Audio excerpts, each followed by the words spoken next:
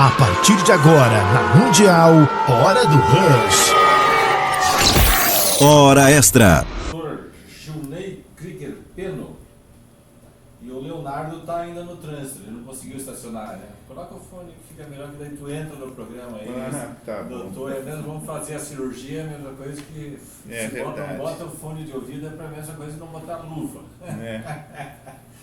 Tudo bem? Tudo bem, bom amigo, tudo bem. Obrigado aí pelo convite para a gente vir aí conversar um pouquinho. Maravilha, você ficou famoso no Rio Grande do Sul, porque pelo menos umas 50 emissões de rádio reproduziram a tua entrevista. Olha aí. Através da Gert, a Gert fez através do site da Gert. Fez uma entrevista com o Dr. Gilney sobre...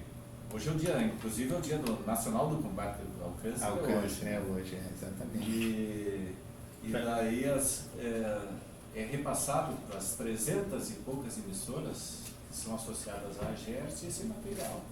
E daí o pessoal conheceu, lá em Juí tem um médico, né, urologista, e daí o senhor falou sobre o câncer. Sobre o Novembro Azul. Bem interessante isso, sabe? Que eu fui assistir o jogo do Grêmio ali, que o Grêmio perdeu para o Corinthians, né? Baita perfil, né? Achar um pouquinho mais o microfone ali. É o corneta, a gente evitando de falar manchete aqui, o Grêmio perdeu, que o Inter só empatou, que a dupla Não, eu tô falando do jogo do Corinthians. Do Corinthians ainda. E aí eu cheguei lá, eu tinha sido convidado, eu estava numa ala lá, que é do pessoal das entrevistas ali. Sim. E aí tava um grupo, tinha uma emissora de rádio lá, e o cara parado do meu lado e disse, você é de Juiz? Sou. Eu ouvi a entrevista do médico. E eu disse, no caso sou eu. Coincidência. Foi bem interessante, assim, que a rádio dele é desse grupo. Certo. Né? Então foi bem interessante, assim, eu acho que foi uma entrevista que levou assim a história um pouquinho aí do Novembro Azul para muitos municípios, né? Sim. Muito bom. Saiu em áudio também?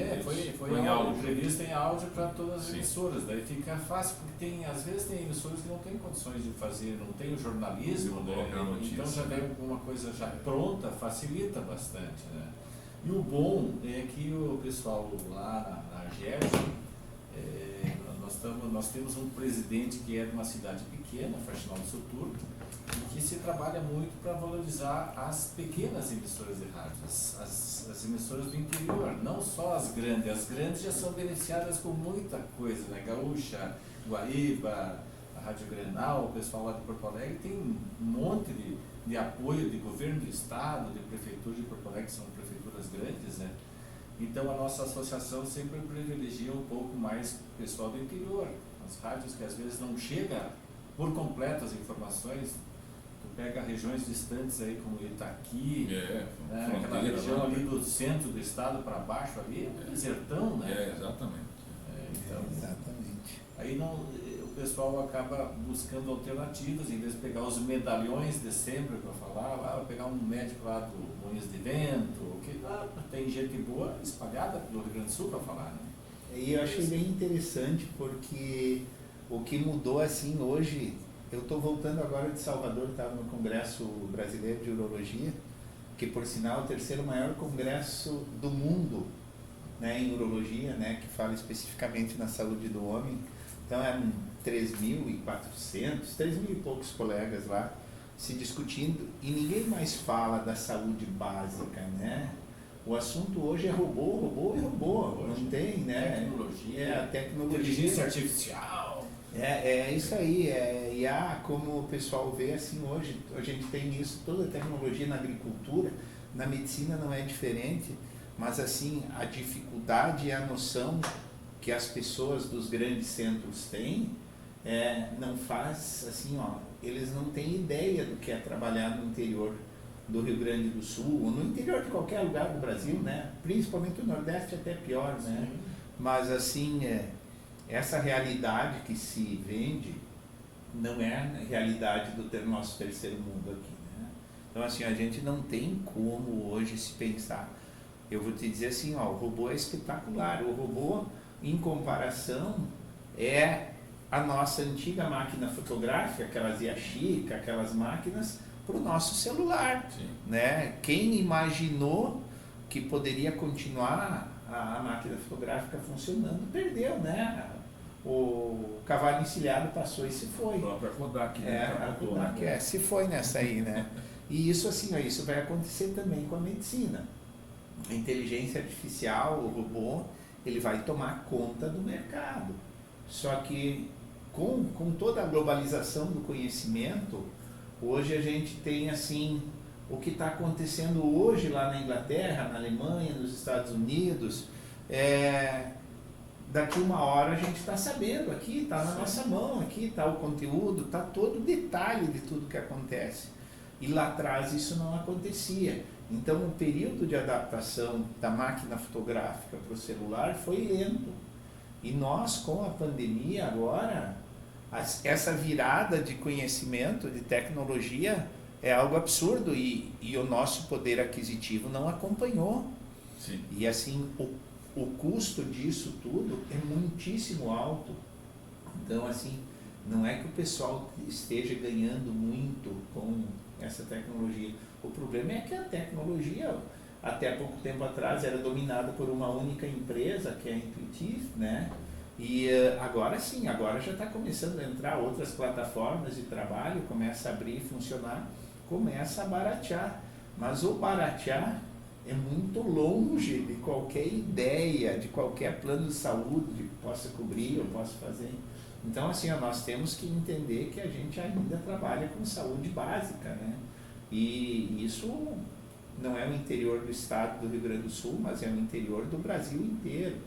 Né? Hoje nós temos aqui 3 ou 4 cidades no estado que tem robô para se operar.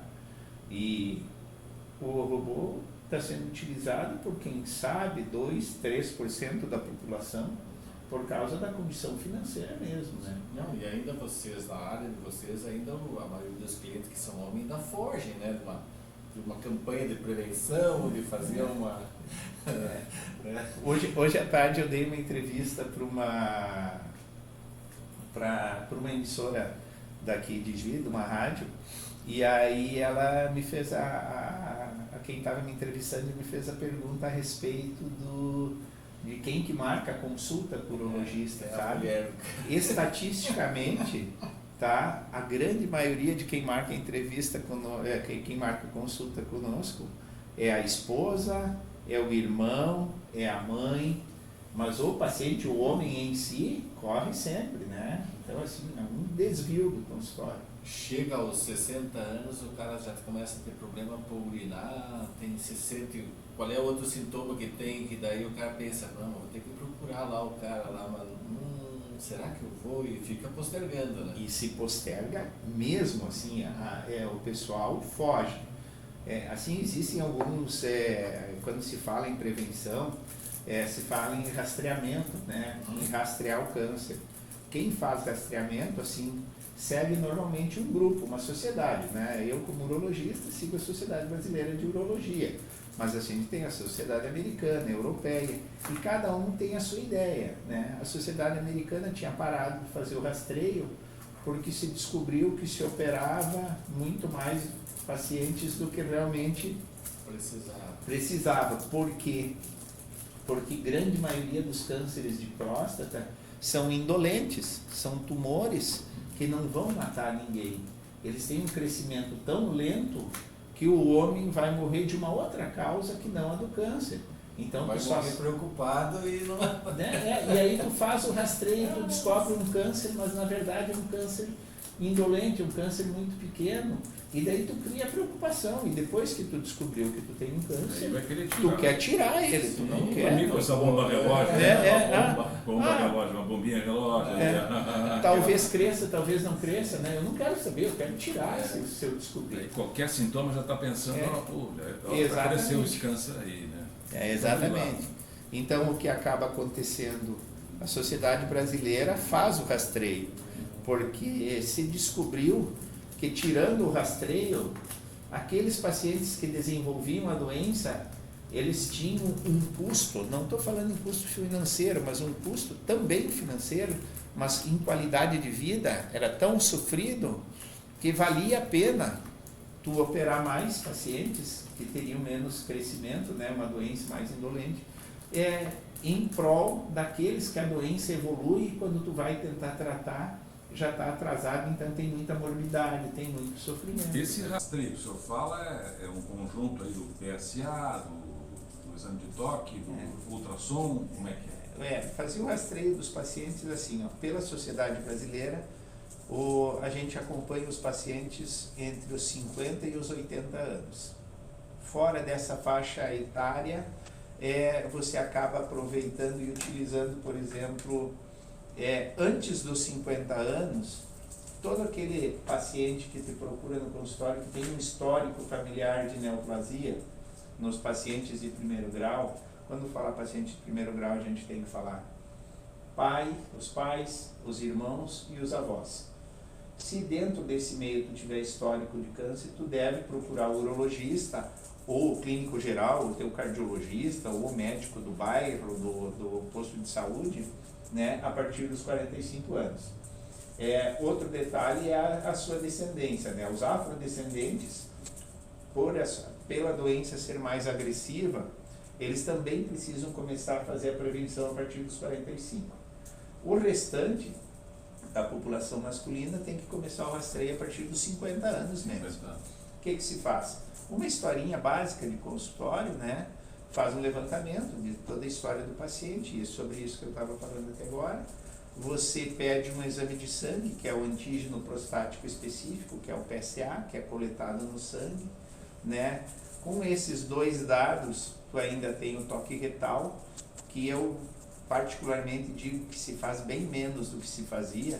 Essa é a minha pergunta. Já avançou o diagnóstico de outras maneiras? Já avançou, mas eu vou te falar que é que nem a história do robô, né? Hoje tem exames específicos que tu pode fazer, mas que tem um custo altíssimo, que não tem cobertura por planos e tal, que o paciente acaba, e eu acho que a grande maioria acaba por fazer o exame, né? Sim. Que ele ainda é importante, mas assim, porque esses exames hoje estão muito fora do patamar de estruturação aí que a gente tem para poder pagar esse tipo de exame. Que seria que tipo, doutor? Hoje a gente tem para se fazer o rastreio, né? Eu normalmente faço história clínica, o exame de sangue, e faço um ultrassom básico no meu paciente.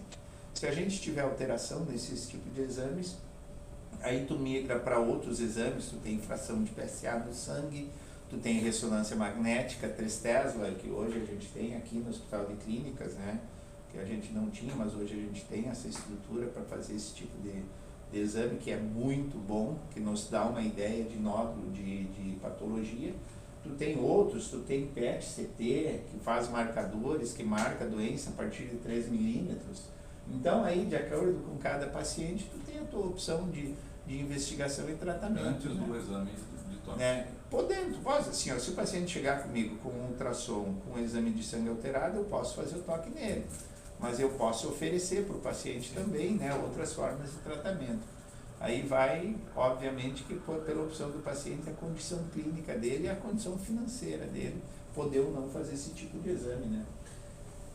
Foi falado aqui sobre uma das formas, o histórico familiar. Eu estava pensando assim, a questão da educação sexual também é uma coisa assim que hoje está mais fácil a pessoa, pai, mãe, falar com o filho sobre sexo, né?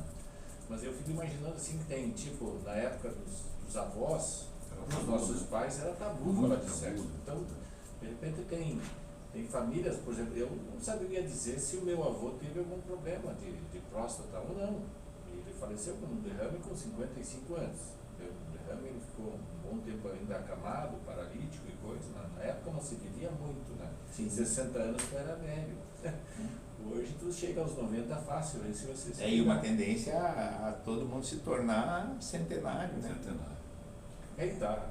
Os estudos estão mostrando, né, os índices aí todos, que a população está envelhecendo, né? Isso, pensando em saúde, né? Pensando em saúde pública, isso é meio assustador, né? O Brasil, dentro de 20, 30, quem sabe 40 anos, vai ser um país de velhos, né? Nós vamos ter que adequar, eu vou estar velho, precisamos adequar tudo. Esperamos estar lá, os pacientes reclamam comigo e dizem, poxa vida, doutor, como é ruim ficar velho? Eu disse, imagina quem não fica, né? Né? Porque... antecipar a viagem. Não, ninguém tem pressa, né, de antecipar. Nós vamos para o intervalo e seguimos a conversa com o Eu, Dr. eu, Gilney. eu gostaria, eu acho que vamos por partes, como diz Jack Estripador, Quer vamos deixar começar uma assim, pergunta? já preparando para assim, qual é o sintoma mais comum? Eu estou chegando aos 61, vou para 62, né? A partir de quando eu tenho que me preocupar? Qual é o sintoma? Começa a pingar, começa a doer, ardência, isso, depois tu responde. Como é que fica? Fica inchado? Ou não fica acontece inchado, nada disso. Ou Pode nem isso ser lá. acontece. Vamos lá, a gente vai no intervalo. Já, Vamos voltar já. beleza. Que O doutor Leonardo foi feito antes do Bandeira, intervalo. ele é juiz?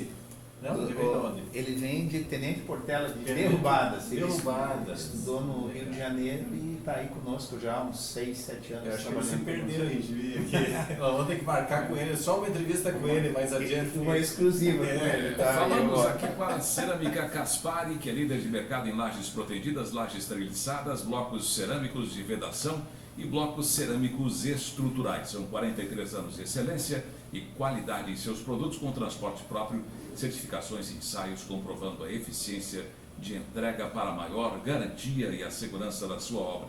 Ligue 513562-2300, acesse agora ceramicacaspari.com.br. Também com a gente Leão das Tintas, tudo em tintas e complementos para a pintura, a linha completa das tintas Renner, tintas automotivas e linha residencial é no Leão das Tintas, na rua José Bonifácio, número 1, telefone 33327799. Daqui a pouco falamos da UTI dos óculos e também das farmácias São João. Tem uma pergunta que ficou do bloco anterior, que o Bona fez aqui. Eu não me lembro qual foi a pergunta. 60 anos, 60 e poucos anos. Começa, Qual é o sintoma que começa a indica? pingar. Ou não tem nenhum sintoma e a próstata pode estar com problema, doutor Júlio? Bem, você quer saber o principal sintoma? É o principal, o que é? É não ter sintoma. Ah, não é possível. É, O cara se acha o bom, acha que está tudo bem e na realidade ele está... Isso acaba explicando o porquê do paciente não procurar o atendimento, né? Porque a maioria dos tumores de próstata são assintomáticos nas fases iniciais da doença, né? Porque a próstata, imagina que a próstata é do tamanho de uma amêndoa, uma ameixa, algo pequeno, e o câncer está na casca, está na cápsula que reveste a glândula, tá? Então o câncer está ali fora. Para ele vir a ter sintoma, o paciente, esse câncer vai ter que progredir muito até chegar, porque a próstata é um órgão que fica entre o pênis e a bexiga. E pelo meio da próstata existe um canal por onde passa a urina, que a gente chama de uretra prostática. Para tu ter algum tipo de sintoma, ou ela tem que estar inflamada, ou tem que estar obstruído, né? Se obstruir, tu vai ter sintomas obstrutivos, jato de urina fraco, gotejo terminal, dificuldade de começar a urinar, sensação de bexiga cheia. Por quê? Porque são sintomas obstrutivos. Quando está inflamado ou está infeccionado, o sintoma é irritativo. Então, tu tem ardência, tu tem dor, né? Tu tem algumas dificuldades assim.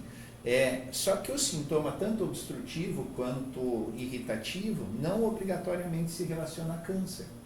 Tá? Pode ser uma prostatite, uma infecção, uma doença sexualmente transmissível, um cálculo, uma pedra que trancou o canal, uma próstata aumentada, uma hiperplasia benigna, porque a gente fala em saúde do homem, só fala em câncer de próstata, né? Mas tem impotência, doença sexualmente transmissível, hiperplasia prostática, cálculo renal, tem N coisas associadas aí que podem trazer o mesmo sintoma, né? A próstata aumentada gera que tipo de sintoma especificamente? Exatamente os mesmos. Os mesmos? Os mesmos.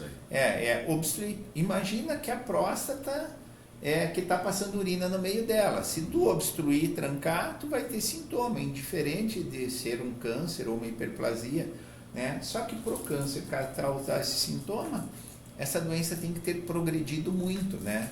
Então, assim, tem que ter evoluído muito até chegar a dar algum tipo de sintoma no paciente, né? Por isso que a grande maioria dos pacientes são assintomáticos quando eles chegam. Por isso é importante a prevenção. Então. Exatamente por isso. O senhor falava, doutor Gilney, do histórico familiar, e aí independe de ser pessoas do sexo masculino. Independe. Independe. Porque daí é Se isso. a minha mãe, por exemplo, teve câncer no útero, eu também corro um risco maior, sou um candidato mais forte a ter um câncer de próstata ou não? Depende muito da histologia do tumor do teu parente, entende? Se o teu pai teve um tumor, ou a tua mãe teve um tumor, o seu irmão, seu avô, sua avó, se for da histologia de um adenocarcinoma, que é o câncer de próstata, a grande maioria deles são os adenocarcinomas, mais de 90% deles. Então, se tu tem um histórico familiar de alguém na sua família que tem um tipo de adenocarcinoma, adeno vem de glandular. Então, é um tumor glandular que a mulher pode ter, o homem pode ter, né? Então, isso pode acontecer e aí independe do sexo do teu familiar, com certeza. E sim da histologia da doença que o teu familiar teve, né? Do tipo de tumor que o teu familiar teve. Vamos fazer uma cirurgia, então? Cirurgia. Vamos cirurgiar? Cirurgia interessante. Como é que é feito? Eu fico imaginando assim, poxa, vou ter que passar por uma cirurgia da próstata, né? Como é que é a invasão ali? Como é que é feito? Bem, cirurgia de próstata, Fica nós estamos falando especificamente de câncer de próstata aqui. Para cada tem tipo. outras coisas. Tem outras coisas que se Então faz de forma vamos diferente. Vamos Jack Estripador. Então vamos começar com o câncer, depois vamos pegar outras doenças para ver o que muda. Posso inverter a ordem? Pode, Tá, pode, vou inverter a ordem. Então vamos fazer assim, doenças benignas da próstata. Certo. Existem hoje N tipos de tratamento. No congresso foi falado, acho que deve existir hoje mais de 10, 12 técnicas cirúrgicas diferentes. Existe laser, existe com vapor d'água, tem cozinhada. quase isso. Existem uns clipes para abrir o espaço, né, porque o objetivo da cirurgia de doença benigna na próstata é permitir que passe o fluxo urinário, saia da bexiga. Então, assim, tu tem que abrir o canal, tu tem que desentupir o canal. Então, tu pode fazer uma cirurgia endoscópica. O que mais se faz atualmente em termos de interior do estado? Veja bem assim, o que eu quero que entenda. Assim, não é o que mais se faz no mundo, é muito diferente do que a gente que faz dentro do Moinhos de Vento em Porto Alegre. Os meus pacientes que operam o robô, eu levo para o Moinhos para operar em Porto Alegre. É muito diferente o que eles têm de estrutura lá do que a gente tem de estrutura aqui. Em termos de IJUI, cirurgias prostáticas podem ser feitas quando a doença benigna pelo canal, por dentro do pênis, pela uretra, tá? Não, é anestesiado. Você passa uma sonda. Exatamente. Sim, tu fala uma facilidade, né? Tu tem experiência já nisso aí. Não, só de ter usado uma O sonda. meu amigo que pediu para fazer essa pergunta deve estar apavorado nessa altura. Vamos tirar essa sondinha agora. Não dá nada para mim. Não dói nada. Enfermeiros, vamos tirar essa sondinha agora. Eu acho que não é o problema tirar, o problema é botar que essa depois você sondinha. quando bota, tá anestesiado. Quando põe tá anestesiado. Já tá dormindo, já levou um boa noite Cinderela. Mas Aí faz isso. Essa cirurgia tu faz via endoscópica. Tu passa por dentro do canal. A grande maioria das doenças benignas prostáticas são feitas por procedimentos endoscópicos, que a gente chama ali por dentro. Ela pode também ser feita por uma técnica aberta, em que tu faz uma incisão, abre o espaço pré-peritoneal, que a gente chama, e vai até essa cápsula da próstata. Você falou peritoneal. Pense que o rádio tem muita gente assim que popular não sabe. O que é o peritoneal? Tá. Peritônio. Abaixo ali do Peritônio é uma membrana. umbigo, mas assim, para baixo do umbigo que se faz? Não. A incisão é feita entre o umbigo e o pênis, tá? Certo. Naquele espaço. Espaço pré-peritoneal, por quê? O peritônio é uma membrana que envolve todas as nossas vísceras, nossos órgãos, todo o intestino. Então, quando tu entra dentro da cavidade abdominal, tu está abrindo o peritônio e tu está entrando no espaço peritoneal. A cirurgia de próstata pode ser feita no espaço pré-peritoneal, em que tu não entra na cavidade abdominal, tu não tem contato algum com alças intestinais, com nada. Tu chega por fora, então, tu abre só a pele, a musculatura, chega nesse espaço e você abre a cápsula prostática e retira o adenoma, o miolo da próstata, né? É que nem, sabe aquelas bergamotas da Pocan, que ela tem uma casca grossa, você abre ela, retira o miolo e depois ela fica armadinha, montadinha, é o que se faz na próstata. isso pode ser feito de diversas formas. Então pode ser feito por cirurgia cortada, pode ser feito por via endoscópica, pode ser feito por via laparoscópica, em que só faz uns furos, né? Em que tu antes com pequenas incisões na parede abdominal você chega lá e faz o procedimento de retirada da glândula, do adenoma, e tu pode fazer também via robótica. Se tem bala na agulha e puder ir para um centro de referência que se tenha robô, que eu acho que nos próximos 10, 15 anos vai ter em todo o canto. Agora já... Mas o robô funciona. Vizinha Santo Ângelo anunciando no Hospital do Unimed. Está anunciando a estruturação para a colocação do robô aqui. Mas o robô opera do mesmo jeito que você, só que daí passa a ser o... Não, o robô, na verdade, é um instrumento de auxílio do cirurgião. Tá? A cirurgia robótica, tu não exclui o cirurgião nem o auxiliar médico da cirurgia, né? O robô tem a precisão e a capacidade de fazer movimentos que o cirurgião não tem, né? A gente gira o nosso punho, né? O nosso punho a gente não consegue girar 360 graus, né? O robô gira 720. Nossa. Ele dá 2 voltas. Tá? Então, assim, só nisso, quanto tu ganha? Outra, assim, a visão na cirurgia robótica, né, é uma visão que ele 4K. Então, a qualidade, e quando tu olha, que tu entra, o robô é interessante, porque assim, ó, o paciente está numa parte da sala, né, e o cirurgião está no outro cantinho da sala, ali num console, em que tu usa as mãos e os pés, tu coloca os olhos e você usa os braços do robô usando as tuas mãos.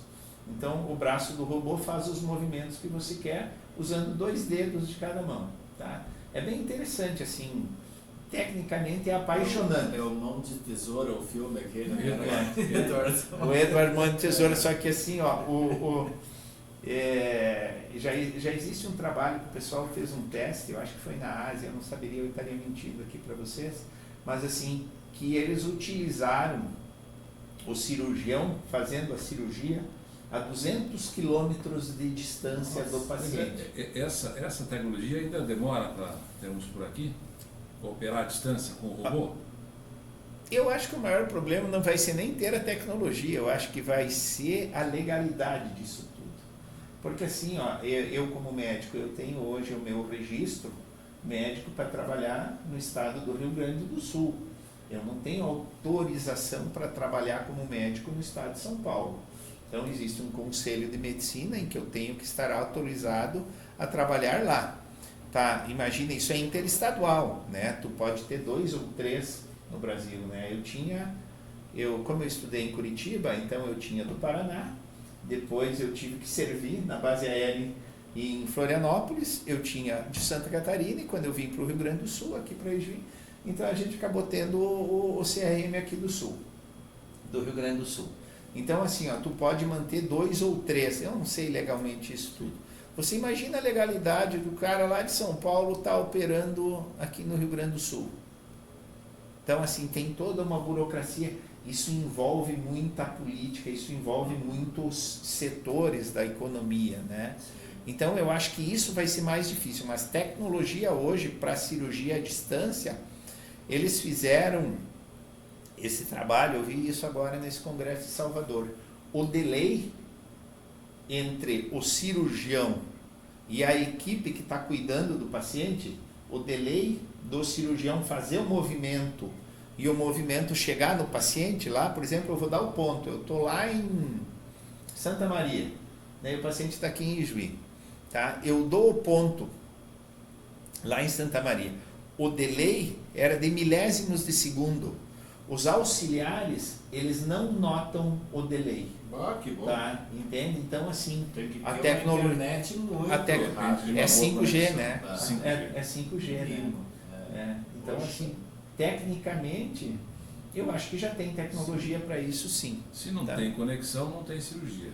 Nesse caso, sim, né? Nesse caso, sim. Depende de uma conexão estável e sempre presente. Mas eu acho que demora muito para isso acontecer. Fazer, viu? fazer as perguntas que os meus amigos pedem para fazer. Meu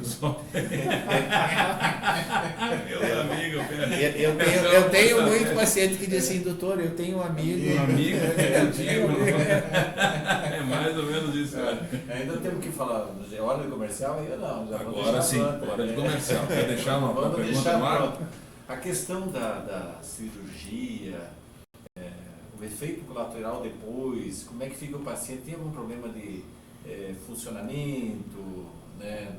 E outra, como na mente das pessoas, né? Para fazer o exame é o toque, entra pelo ânus, né? E a cirurgia, tem cirurgia que também é feita pelo ânus para chegar na próstata? Como é que é?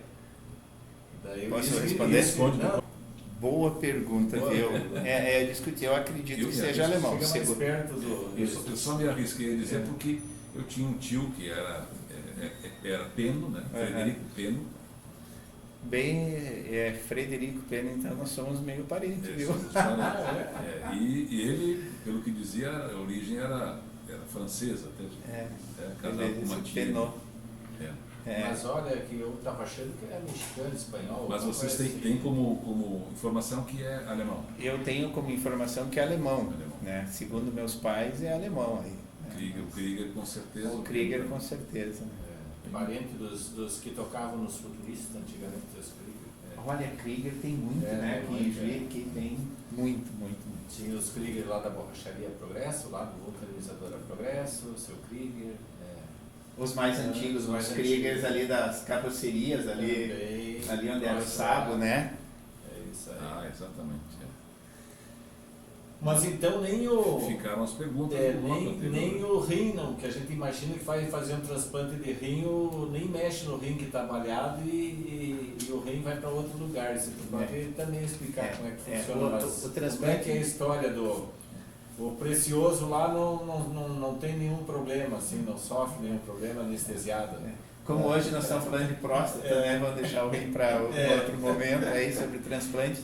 Mas não, assim. Gostei, já está deixando o assunto para a próxima. Tá bom. Cirurgia de próstata via retal não existe. O que existe é uma biópsia, né? A biópsia às vezes é preciso. Hoje a gente tem uma biópsia melhor, que é a perineal, que é pela pele, né, que tu transfixa aquele espaço que fica entre a bolsa escrotal do homem, o saco, né, e o ânus, naquele espaço ali que é o períneo, através dali, com o uso de um ultrassom, tu localiza e tu passa uma agulha por ali e vai lá e tira. Mas sob anestesia sempre, né, sempre. Né? Mas via retal não tem, né, a cirurgia não tem via retal. Então, meus amigos, podem ficar tranquilos que os procedimentos aí não é por aquele lugar, né? Que tem gente que fica preocupado, né? Você imagina, para ir fazer um exame simples, que é, né, para se prevenir, o cara tem medo do dedo do médico, né? Imagina uma cirurgia. É óbvio que as pessoas fazem a ilação que, poxa, a cirurgia deve ser por aquele lugar, né? Você sabe, bom amigo, que a gente não tem muito conhecimento, cada um tem o seu conhecimento na sua área específica, né? Mas eu, com os alunos dentro do hospital, eu levei eles para conhecer a parte da radioterapia do hospital, que é algo que eu tenho que dizer que é espetacular também, um tratamento de qualidade excelente, né? E que eu não conhecia muita coisa. Ano que vem eu faço 30 anos de formado e tem partes como aquilo que a gente falou no começo. A saúde evoluiu tanto que tu acaba se perdendo segmentos que você não acompanha ou não estuda e você perde, né? Então tu não tem ideia de como isso funciona. E às vezes tu vai ver e tu diz, poxa, parece uma coisa tão simples, mas tem tanta coisa envolvendo, né? Como assim as cirurgias. A cirurgia, obviamente, que não se passa uma tesoura via endoscópica, né? Mas todo o material que se tem para cirurgias endoscópicas que são feitos por dentro do canal da urina, todo esse material é um material especial, que foi programado, que foi feito, que tem empresas especializadas que entregam esse tipo de material. As cirurgias laparoscópicas, que se já fazem há muitos anos, que são aquelas pequenas incisões que você faz o procedimento através de instrumentos longos, né, tudo do lado de fora do paciente dentro. A cirurgia robótica, onde tem o robô que tem aqueles braços, lá são 4 braços, com câmeras e tal. Todo esse material é assim, extremamente delicado, extremamente sofisticado. E óbvio que é encantador, para quem entende um pouquinho de tecnologia, olha aquilo e fica encantado, né? Respondeu as duas? Tá, sim, não, Tá. mas ficou faltando a questão da potência masculina, se é afetada depois, né? E já que estamos, deixa essa por último, que os meus amigos querem saber, mas assim, ó, a questão da cirurgia, essa que é pela uretra, que é pelo pinto, tá? Tem que pegar, não dá risada, tu quer que eu diga o que, outra coisa, pênis? Órgão sexual. O órgão sexual masculino, então, o pinto. Primeiro tem que lembrar que essa é uma cirurgia para doenças benignas da próstata. Tem essa do canal da uretra. Isso é uma cirurgia que se faz para doenças benignas que Certo. estão obstruindo. Que com o intuito cirúrgico, a ideia da cirurgia é abrir o canal para o paciente conseguir Então, assim, urinar bem. tu já se apavora, fica pensando, poxa, o cara vai botar um cano ali, e isso é porque é o mais leve das coisas, então ainda Isso aí. é o mais leve. Imagina então, vamos depois perguntar quando a coisa tá feia, que o cara deixou, né, de ir buscar ajuda e foi piorando e coisa. Mas a pergunta sobre então na uretra, independe do tamanho. Não, assim, o claro Muito que existe, pequeno, muito existem grande, como é que materiais, funciona? né? Existem os materiais que tu usa e assim, a mensuração, como a gente fala em metros, etc., é em frente, né? Então, assim, você tem uma sonda de 16 frentes, de 18, né? Tu tem números, isso é padronizado, é padrão mundial. Então, óbvio que tu não vai usar uma sonda adulto numa criança. Então, se tu tem uma criança pequena ou uma criança grande, vai depender disso o calibre do material que tu vai usar para trabalhar. Mas normalmente se usa um tamanho padrão que funciona para tudo. Tá, e esse então vai na uretra, é um caninho, né? E dentro desse caninho ainda Que vai o aparelho para trabalhar, para fazer. Mas tudo o que tem que tamanho ser feito. disso então? Imagina o tamanho da tesourinha. Para tu ter uma micro costureira. Avançou muito. Avançou muito, Isso tem é- muita É bom tecnologia. falar isso aí, porque na mente das pessoas lá começa a imaginar a coisa. Poxa, pô, para entrar ali um caninho, Mas hoje o Dr. Google da tira Coca-Cola, qualquer que é dúvida, né? O canudinho que tu toma refrigerante, né? Mais ou menos também disso aí, né? Um pouquinho mais grosso que o canudo do É. refrigerante. Meu Né? Deus do céu. Mas assim, ó, o Dr. Google mostra tudo isso hoje, assim, É. põe lá no YouTube, Google, etc. e tal. O procedimento mais utilizado para câncer de próstata, o procedimento cirúrgico, Hoje é a cirurgia aberta. é aberta. É a cirurgia aberta, nem né? é a laparoscópica. Não é ela. A tendência é essa leitura com o decorrer dos anos e mudando, Sim. né? Isso vai se invertendo, né? Então hoje isso se baseia na população, né? Hoje a população nacional no Brasil, a gente tem que entender assim, que 75% da nossa população vive do Sistema Único de Saúde, SUS. 22%, 23% tem algum tipo de cobertura ou algum tipo de plano de saúde. E apenas 2, 3, 5% talvez sejam os pacientes privados. Então é a mesma proporção de uma cirurgia aberta, uma cirurgia laparoscópica e uma cirurgia robótica, com uma tendência muito grande das coisas irem se invertendo, né? Da cirurgia aberta desaparecer, como era a máquina fotográfica, né, que eu comentei antes, né, e a cirurgia robótica assumir, né? Tem países hoje que praticamente o médico não tem formação para fazer cirurgia aberta, né? Hoje nos Estados Unidos a grande maioria dos colegas médicos lá tem muito pouca experiência numa cirurgia que tem que se fazer um corte, uma incisão, que tem que se acessar um órgão para cirurgia que não seja por robô ou laparoscópica. Basicamente lá robô, né? A incontinência urinária temporária, dá para dizer assim, ou tem alguns que ficam depois permanente, pós-cirurgia de câncer de próstata, ela é gerada por quê? E tem casos que a pessoa fica depois com perda de urina? Tem sim. Para sempre?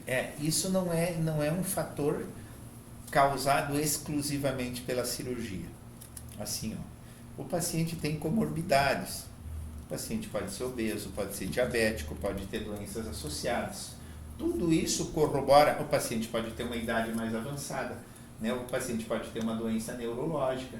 Tudo isso corrobora para aumentar o número de complicações pós-cirúrgicas.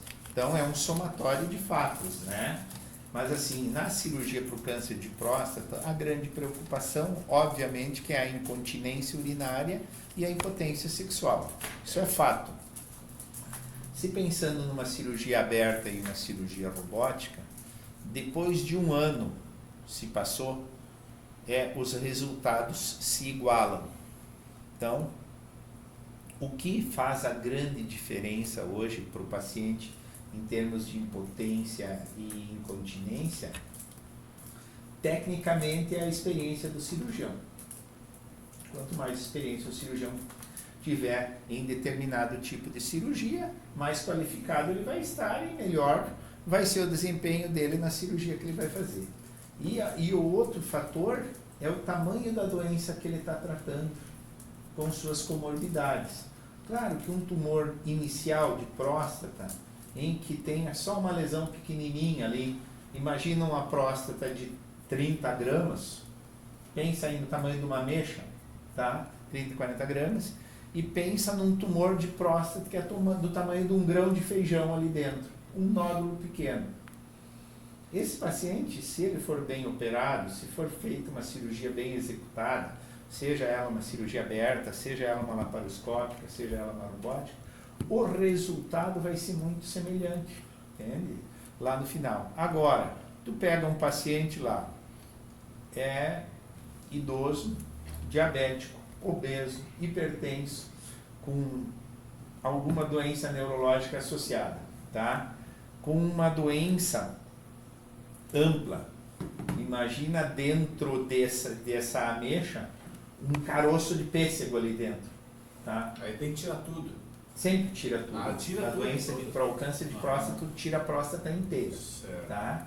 Então, assim, óbvio que esse paciente vai ter mais chance de incontinência, mais chance de impotência. A impotência se relaciona a alguns nervos que passam junto à cápsula prostática nas suas laterais. Então, assim, um cirurgião que tem um bom conhecimento, que consegue ter acesso e sabe por onde estão passando as estruturas, obviamente que vai ter a capacidade de tentar isolar isso e vai ter um índice menor de impotência nos seus pacientes. Agora, o cirurgião que não tem essa capacidade, muitas vezes, vai ter um índice maior. Mas no somatório, né, depois da curva de aprendizado de cada técnica cirúrgica, os resultados são muito parecidos, né? Não muda muito isso em termos de resultados. E a incontinência, só terminando, tá? A incontinência se relaciona a 2 válvulas que a gente tem. Eu vou chamar de válvula porque, na verdade, assim, no final da bexiga e início da próstata, você tem uma espécie de um esfíncter, que é onde o músculo se fecha. Aquilo ali funciona para ajudar a deter urina. E depois da próstata, quando tu chega junto ao pênis, você tem um outro esfíncter, né, que é uma uretra, que a gente chama, que também tem um segundo esfíncter. Quando você faz uma cirurgia de próstata, tu retira a próstata e retira esse primeiro esfíncter junto à bexiga. E tu tenta preservar o esfíncter distal, tá? Nessa anastomose, a anastomose é a costura, em que você vai ali e emenda, porque você faz a cirurgia, você retira a próstata, passa uma sonda por dentro do pênis do paciente, leva essa sonda até a bexiga e depois tu junta, aproxima as 2 partes. Aproxima a bexiga do pênis e aí você faz uma sutura, faz uma costura ali, que ela pode ser com pontos separados ou pode ser uma sutura contínua, depende da técnica de cada cirurgião usa. Ali é que vai fazer a diferença da continência urinária ou não. Também vai depender do tamanho da doença e tudo mais, né? Então, assim, tratamento de câncer de próstata é muito individualizado, né? Muito bem. Vamos agradecendo ao Dr. Gilney. Passamos já, Passamos, né? o pessoal já está tá pedindo. bom, Então, assunto. Santiago, está na hora do Santiago. Santiago vai ficar nervoso. O WhatsApp aqui não para. Né? O pessoal quer ouvir música daqui a pouco aqui. Vou Mas agradecer ao Dr. Gilney. vamos ter que marcar um dia para o Leonardo vir aqui. O Leonardo vai ter que aparecer aqui. Ele se perdeu aqui no Juiz, né? Ele me mandou mensagem aqui Só no pra- WhatsApp, só- no meio de uma consulta. Só para encerrar, então, Dr. Gilney Krieger Peno, também é responsável ali no Hospital de Caridade, no departamento de O setor de urologia do Urologia. hospital, clínicas agora, né? clínicas. Quem toca basicamente o serviço do CACOM, né, do Centro de Alta Complexidade de Câncer, sou eu e o Dr. Leonardo, são os urologistas responsáveis por ali. Como eu tenho uma bagagem um pouquinho maior, né, eu fico meio de ponteiro. E o consultório onde que fica de vocês? Bem, a clínica. A clínica, a Urucom, na verdade, a Urucom foi uma parceria que a gente criou junto com o Leonardo, aí, quando a gente trouxe ele para cá, devido à demanda grande que a gente tinha dentro do hospital. Né? Então, a gente tem 2 consultórios separadamente. Né? O meu consultório é no Moinhos de Vento, lá no prédio ao lado do CACOM, ali na esquina, né? Sala 904. Tem que pensar para lembrar o nome do consultório. Né? E o consultório do Leonardo é na Policlínica, ali no edifício Garopa, ali na rua que chega ao pronto-socorro do Hospital de Caridade, à direita ali, sala 13, eu acredito, no térreo. Muito bem. Agradecemos. Valeu, ficou muitos assuntos ainda, né? Vamos ter que outro dia aí conversar com o doutor aí, mas eu acho que o pessoal gostou da entrevista, esclareceu muita coisa, né? Isso mesmo. Alguns amigos vão estar mais tranquilos. Tá bom, gente. Obrigado.